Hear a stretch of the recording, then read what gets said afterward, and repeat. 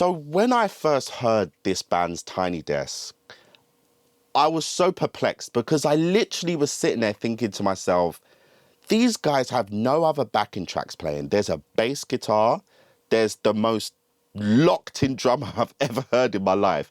And the guitar player who's playing rhythm and lead guitar at the same time. I was just perplexed. I was just thinking, what on earth is going on? But after I kind of got over just the amazement of the musicianship that was taking place, I really started to focus on the composition of their arrangements, because it was just these three elements, but they were able to accomplish so much musicality and so much feeling by just having a drummer that's just locked in with the drum groove, having a bass guitarist that's just anchoring, and having strong, confident melodies.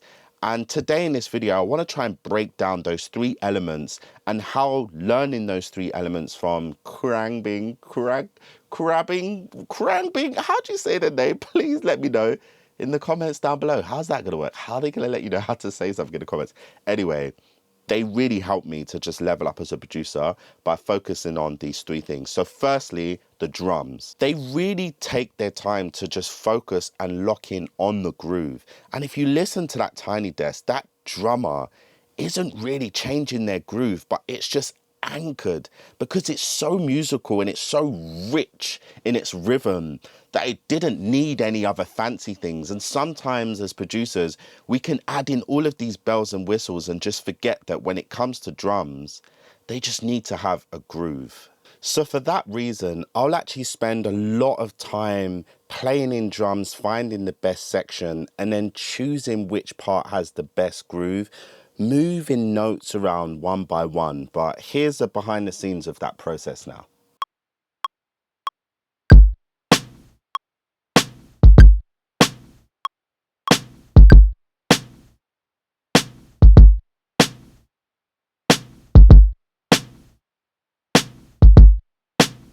So you can see, like, if you look carefully, that there's nothing that's quantized exactly on the beat, because the main thing you want to be able to maintain and to keep is that groove.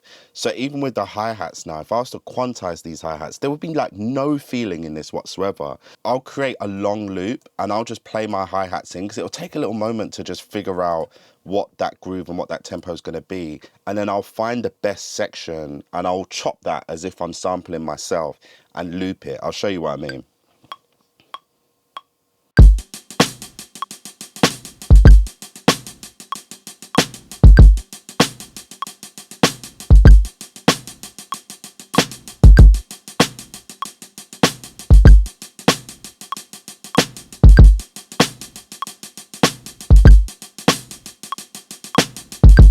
So now I'll listen back and I'll just try and think, what's the best section? What's the best 4-bar loop?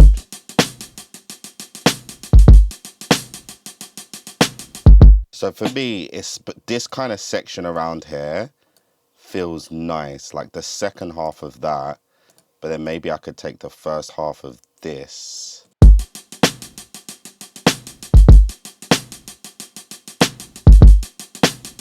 Do you know what? I like that first half. So I think what I'm going to do is just do this. And in that way, that should lock in. And then I've just got a double kick there. So that was probably what my actual issue was. So.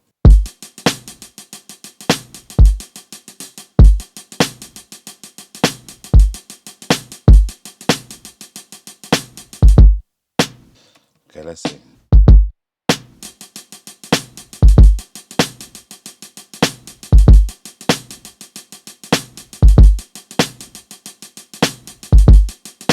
So I feel like just the back end there is just a little slow.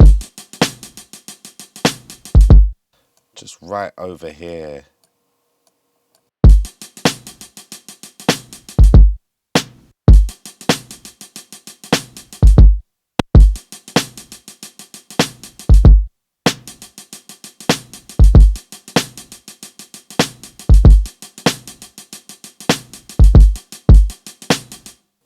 And then I'll just go.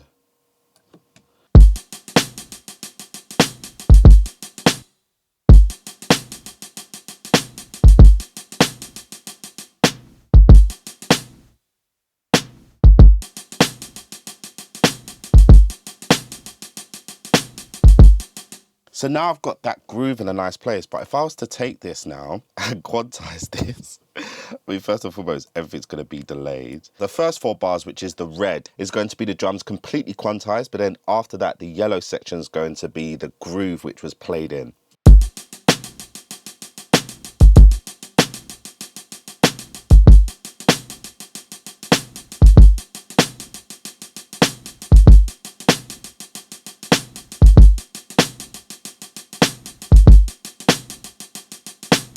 And then we'll go back.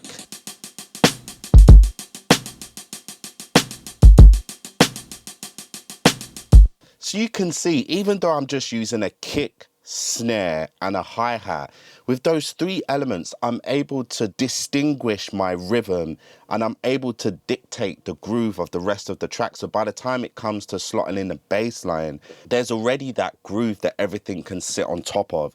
So for me personally, when I'm doing my kind of music, quantizing is the absolute enemy. If you're doing kind of trap, then sometimes it can be quite, wanted, but even then I see people offset their hi-hats by about 10 to 15 milliseconds just to give it that little bounce as well. Then you've got one of the most coolest bass players that I think I've ever seen, and the way this lady plays is just so cool. She's playing like the most rhythmic and locked in, just I have no words for what she's playing, but she just plays so well. And it just fits, like her and that drummer are just locked in. And it made me just think about the importance of just not quantizing. For me personally, that drum groove and that bass groove needs to be played in real time so that there can be that interaction of rhythm between the two.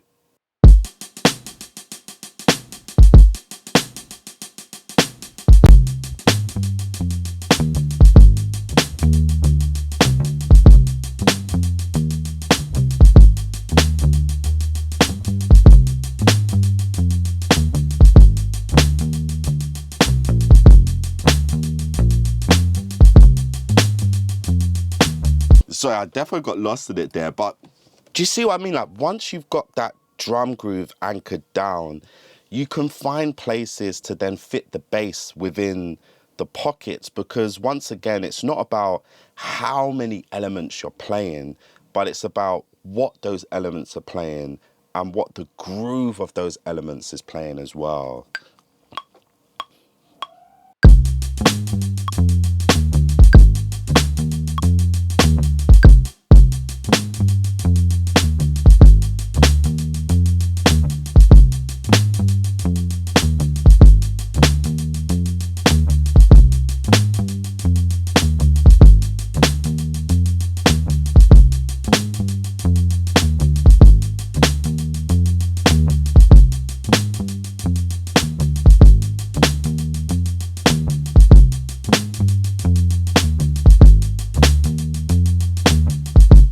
Now, if I take that exact same thing and I loop it over here, but I quantize it, I mean, you can imagine, right? Let's just see.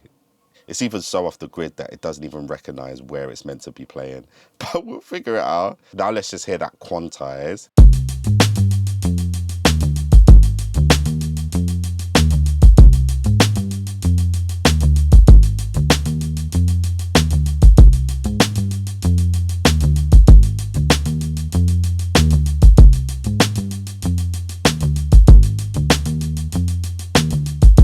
So it doesn't sound bad, but it just doesn't sound like me, and it doesn't have that unique feel. Whereas when I play the one that has the groove in it, have a listen.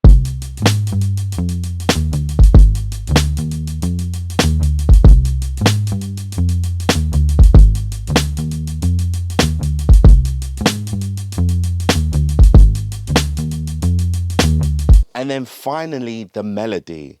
Having confident melodies so confident that even the bassist and the guitarist play it at the same time. Do you know how bold you have to be? 9 times out of 10, we want the bass to be holding down one part, and we want the piano or the rhythm guitar or the lead synth to be playing another part.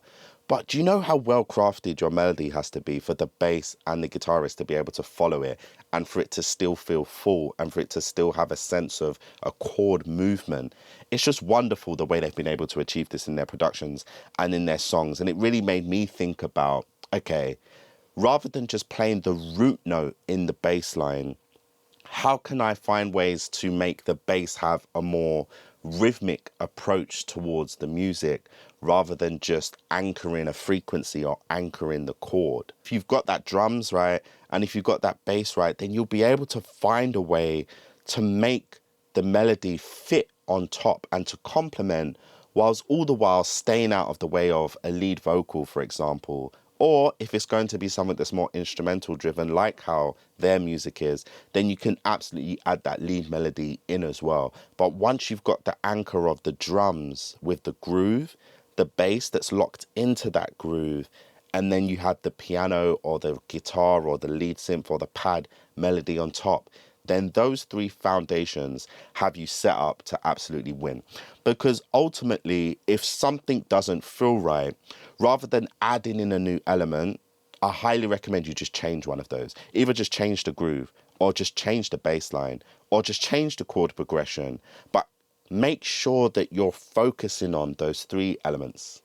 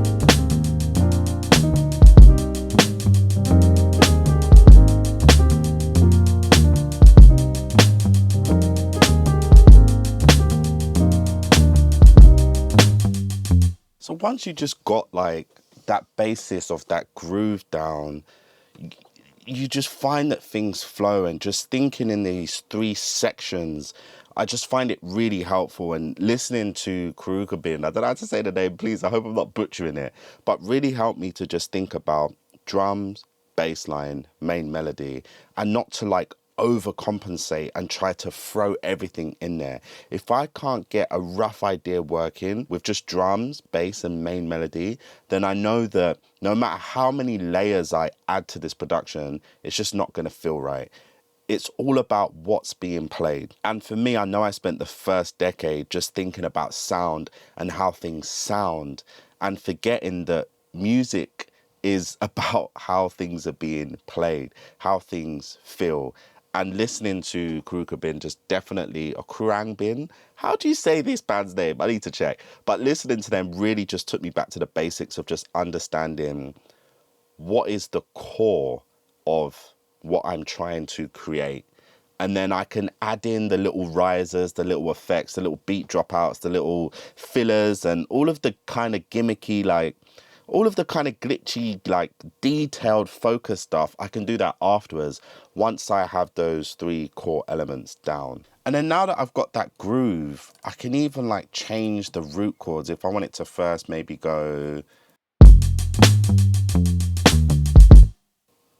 da, da. Yeah.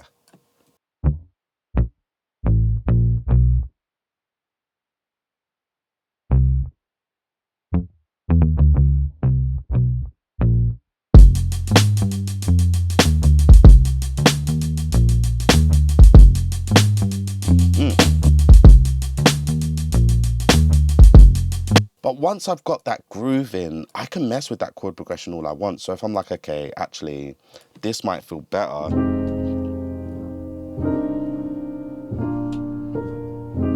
Maybe.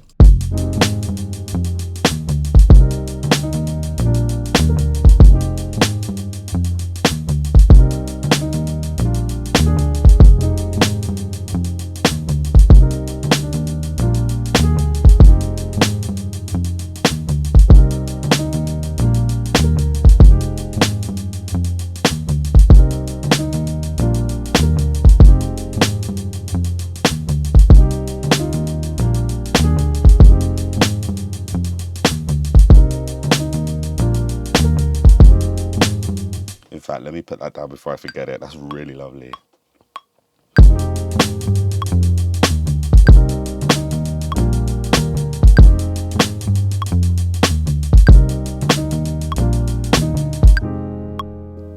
Okay, great. And then I'll just take that. And then I think second half I might want that top melody, the piano, to adjust a little bit so it's not exactly the same. So then maybe I'll play in that second half just ever so slightly different. Bit too clashy. Yeah, maybe. Maybe just simple 7.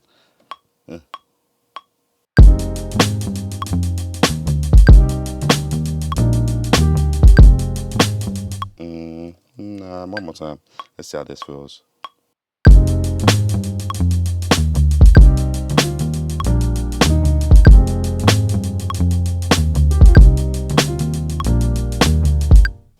Maybe. Let's just see how that feels. Okay.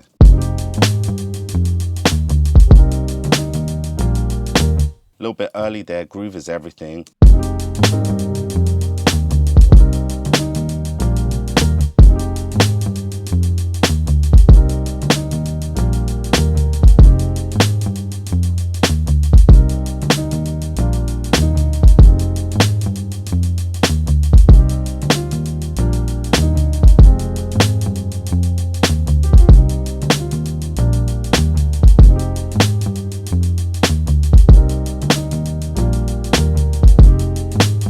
And then once you've got that, for me personally, I'll just like save that. So I've been in this Ableton zone. I haven't even been naming these. I've just been calling them like Ableton and then numbers. And then wait, hold on, collect all and save because that thing messed me up. But essentially, just trying to write and limiting yourself to just 3 elements, drums, bass, and the musicality, whatever that main music section, I find is so key. And once again, it's KHRUANGBIN, what is your name? But that band, watching their Tiny Desk, introduced me to them, and then I went through their entire discography of music, and it really just put me to shame because I was like, how are they accomplishing such great music with limited elements? and it really caused me to just rethink the entire way that I produce. So I highly recommend you check out their music. And if you like this content and you want to support my channel, then be sure to check out my Patreon link down below. I'm going to be posting more things like this on the Patreon as opposed to the YouTube, because they're a bit more in-depth and niche. And to be honest, it's going to be some of my secret remedies and my secret sources, presets, all of those kind of things. So if you want to get more content like this, then be sure to head over to the Patreon. I'll be posting things on there moving forward more. But other than that, like and subscribe, and I look forward to seeing you all next time.